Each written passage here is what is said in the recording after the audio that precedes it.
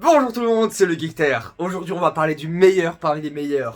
Un film de super-héros juste incroyable. Je parle bien évidemment du beau, du grand, de Kick-Ass. C'est un film réalisé par l'excellent Matthew Vaughn, que vous connaissez pour X-Men First Class, Layer Cake ou bien Kingsman.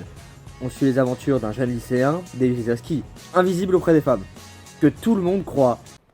Bah vu que Nick sa mère faut les choquer, et bah il est en crush sur la meuf la plus belle de tout son lycée, tout le monde est déjà en crush sur elle, et ce petit bâtard là, il va y arriver. Enculé de ta race! Bon, en se faisant passer pour ce qui est, disons-le, complètement con comme technique, mais passons. Après que sa mère ne soit pas morte tuée dans une allée sombre, mais juste d'une rupture d'anévrisme, Ouais, c'est moins stylé hein. et bah il se décide en gros nerd à lunettes qu'il est, Je juge pas, je suis pareil. de devenir un super-héros. Oui, ça pue clairement du cul comme idée, du coup il va se faire latter la gueule et planter un couteau en plein dans le bide. Super. Pif paf pouf, terminaison nerveuse, il ressemble à Wolverine. Il se dit que vas-y être un super-héros ça fait mal mais c'est bien quand même. Il fait des poses Starly Chris Marks Seul dans mon monde. devant son miroir pour se la péter de son costume de capote géante. Kika se fait connaître en tabassant des criminels, ce qui est vu sur les internets. C'est quoi ton nom?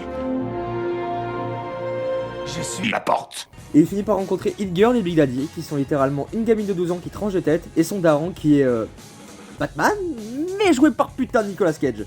On découvre aussi la haine qu'éprouve Big Daddy envers le mafieux Frank D'Amico, à cause duquel il a fait 5 ans de prison pour rien et veut absolument le tuer parce qu'il est très en colère.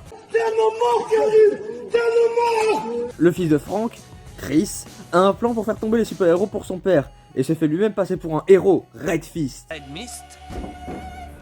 Merde. Oh putain, je me suis fait mal. Kick-Ass et Red Fist se rencontrent donc et deviennent collègues. Ils montent dans la Fist mobile et montrent leur talent évident en danse.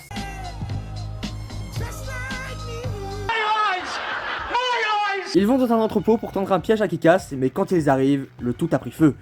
Big Daddy était là avant, tout le monde est mort, et ils n'ont rien pu faire. Petit aparté, mais après s'ensuit la scène d'action la plus orgasmique.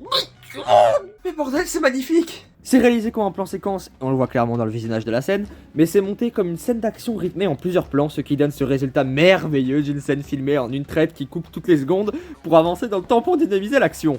En plus de ça, on a une reprise de la musique Indie House in a Heartbeat de 28 jours plus tard, originellement composée par John Murphy. Putain, Henry Jackman, je t'aime. Pardon, j'arrête mon côté cinéphile, je me calme, c'est bon. Je vais carrément me faire le plaisir de vous en laisser une partie, parce qu'il faut en faire profiter à tout le monde quand même.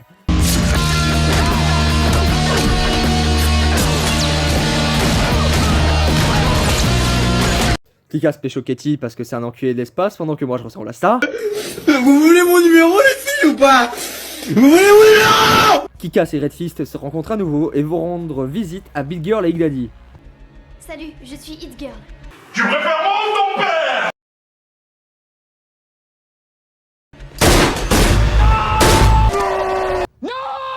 Kick-Ass et Big Daddy se font enlever, se réveillent en se faisant torturer en direct par les membres du gang de D'Amico. Hit Girl arrive en mode super badass comme d'habitude et démonte littéralement tout le monde et passe en mode Mais Big Daddy se fait brûler. Ouais, elle arrive à tuer tout le monde et protège Big Daddy des flammes. Elle le prend dans ses bras pendant qu'il meurt. Non mais je pleure grave pas. Je me pousse dans l'œil, vous croyez trop, putain. Kick-Ass et Hit Girl vont se venger et se rendent dans le bâtiment de D'Amico et s'enchaîne une deuxième scène d'action orgasmiquement gore, épique et avec une musique super pop qui n'a rien à foutre là, mais qui colle tellement bien, putain. Après ça, le film devient totalement over the top, mais totalement assumé avec l'agent de sécurité de D'Amico qui se ramène avec un lance-roquette pour tuer un enfant de 12 ans en costume violet et Kick-Ass qui arrive en jetpack avec deux miniguns qui atomisent tout le monde sur du Elvis. Mais là je pleure pas de tristesse, je pleure de joie, c'est magnifique. S'enchaîne d'un côté un combat épique entre une gamine de 12 ans et un gros daron de 40 ans et de l'autre deux connards de 16 ans qui tombent en même temps à cause d'un seul coup.